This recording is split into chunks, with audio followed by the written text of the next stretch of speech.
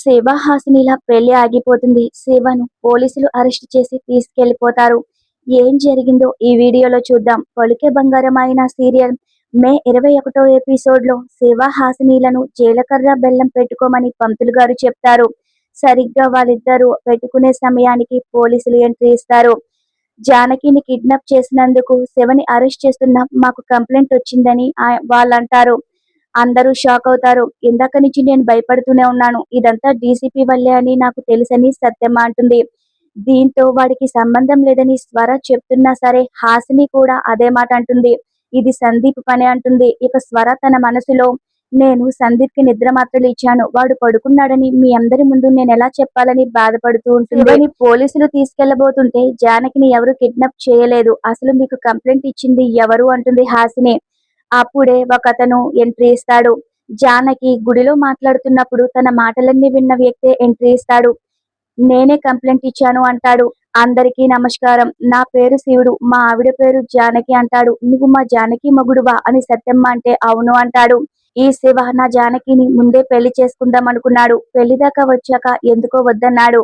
ఇప్పుడేమో వేరే అమ్మాయిని పెళ్లి చేసుకోబోతున్నాడు. ఈ పెళ్లికి నా జానకి అడ్డు వస్తుందనేమో తనని కిడ్నాప్ చేయించాడు, తను కనిపించడం లేదని అతను అంటాడు. నేను జానకి కనకదుర్గమ్మ సాక్షిగా ఒక్కటయ్యం, పెళ్లి చేసుకున్నాం. ఆ తర్వాత గన్నవరం వెళ్లి విమానం ఎక్కి దుబాయ్ వెళ్లిపోయానని అతను అంటాడు. మా బావ పెళ్లికి రా అని చెప్తే వచ్చాను. ఇప్పుడు జానకి లేదు, జానకి లేకపోతే నేను చచ్చిపోతాను, నాకు న్యాయం చెయ్యండి అంటాడు. ఇక స్వర నేను డీసీపీ సందీప్ వాళ్ళ అమ్మని, మర్యాదగా ఇక్కడి నుంచి వెళ్ళిపో అంటుంది. ఇదంతా డ్రామాలా అనిపిస్తుంది అంటుంది స్వర. నువ్వే జానకి మొగుడువని సాక్ష్యం ఏంటని స్వర అడిగితే జానకితో పెళ్లైన ఫోటోలు చూపిస్తాడు. ఆ ఫోటోలు అందరికీ చూపించడంతో అందరూ షాక్ అవుతారు. నేను మ్యారేజ్ సర్టిఫికేట్ చూపించమన్నా చూపిస్తానని అతను అంటాడు. ఇన్ని సాక్ష్యాలు చూపిస్తున్నాడుగా అని ఇక పోలీసులు శివని అరెస్ట్ చేసి తీసుకెళ్తామంటారు. ఇక వెంటనే హాసిని తాళి చూపిస్తూ శివని తాళి కట్టి వెళ్ళు అంటుంది. ఇది డీసీపీ పనేనా అని నాకు అనిపిస్తుందని హాసిని అంటూ ఉంటే వాటికి భయపడి హడావిడిగా పెళ్లి చేసుకోవాలా, నేను ఎలాగైనా వస్తాను, నువ్వు కంగారు పడొద్దని శివ అంటాడు.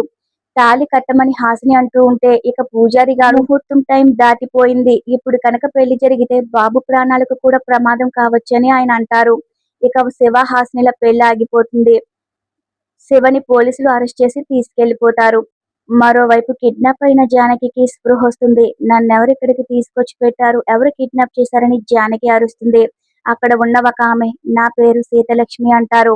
నేను నీకు అద్దం మగుణ్ణి, అర్థం కాలేదా, నీ ఆడబడుచుని, నీ ఫుల్లు మగుడు వస్తాడు, వచ్చాక నీకు అన్ని వివరాలు చెప్తాడని ఆవిడ అంటారు.